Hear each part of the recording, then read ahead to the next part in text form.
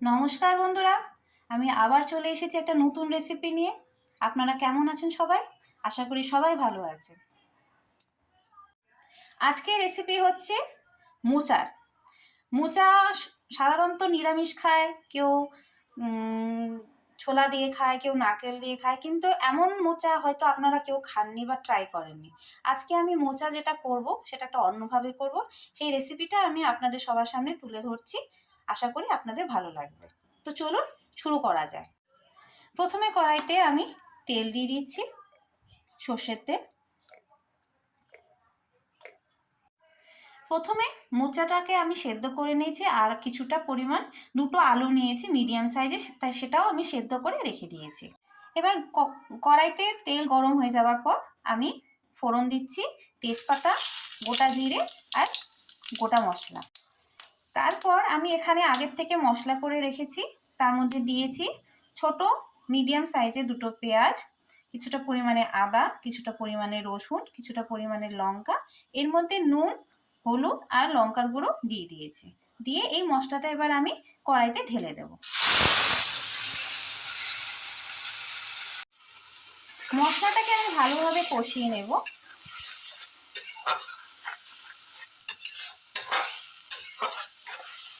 মশলাটা এমন ফুটে উঠলে এর মধ্যে আমি দিয়ে দেব মাটনের কিমা। 100 গ্রামের মতন মাটনের কিমা আমি এর মধ্যে দিয়ে এই মশলার সাথে ভালো করে কষিয়ে নেব। দেখুন কিমাটাকে আমি ভালোভাবে কষিয়ে নিচ্ছি, একদম ভালোভাবে। এর মধ্যে এবার আমি সিদ্ধ করা আগের থেকে যে মোচাটা আর আলুটা ছিল সেটা আমি দিয়ে দিই।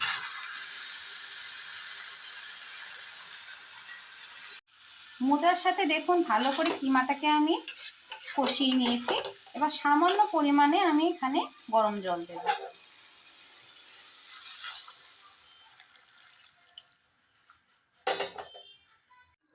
নমস্কার বন্ধুরা, আমি আবার চলে এসেছি একটা নতুন রান্না নিয়ে। আশা করি আপনাদের সবার ভালো লাগবে। পোস্ত সবাই খায়, হয় ঘটি নয় বাঙাল, সবারই খুব প্রিয় পোস্ত। তাই আজকে আমি আমার নতুন রেসিপি যেটা নিয়ে এসেছি সেটা হচ্ছে ডিম দিয়ে পোস্ত। প্রথমে কড়াইতে আমি আরেকটু তেল দিয়ে দিচ্ছি।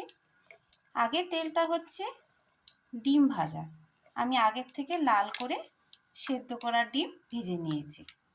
এই যে সেটা তুলে আমি রেখে দিয়েছি আগে। কড়াইতে তেল গরম হয়ে যাওয়াতে এবার আমি কিছুটা পরিমাণে পেঁয়াজ আর লঙ্কা দিয়ে দেব।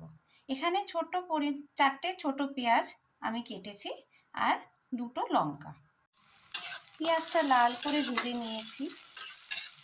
এর মধ্যে আমি আগের থেকে পোস্ত বেটে রেখেছি। পোস্তর মধ্যে আমি 4 কোয়ার মতন রসুন দিয়েছি, 3টে লঙ্কা দিয়েছি, দিয়ে এটা পেস্ট করে নিয়েছি। এই পেস্টটা আমি এর মধ্যে দিয়ে দেবো।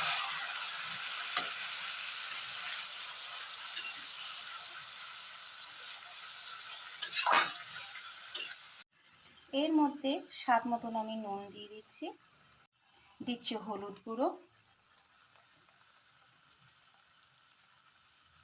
দিচ্ছি লঙ্কার গুঁড়ো, দিয়ে এটাকে আমি ভালো করে কষিয়ে নেব।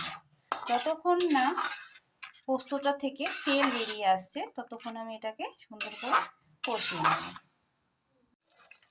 আমি এখানে পোস্ততে রসুন ব্যবহার করেছি, আপনারা চাইলে স্কিপও করতে পারেন। আমার রসুন দিলে পোস্তর মধ্যে আমার মনে হয় সেটা একটা মানে খুব ভালো একটা কম্বিনেশন হয়, আর টেস্টটা খুব ভালো বাড়ে পোস্ত, তাই আমি পোস্ততে রসুন দিয়েছি। দেখুন পোস্তটা থেকে তেল বেরিয়ে এসেছে। এবার আমি আগের থেকে যে ভেজে রাখা ডিমগুলো ছিল সেগুলো আমি দিয়ে দিচ্ছি, দিয়ে ভালো করে এই পোস্তর সাথে মিশিয়ে নিচ্ছি। দেখুন ডিমটাকে আমি ভালো করে কষিয়ে নিয়েছি।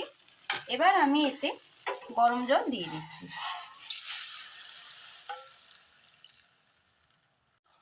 আমার ডিম পোস্ত হয়ে গেছে।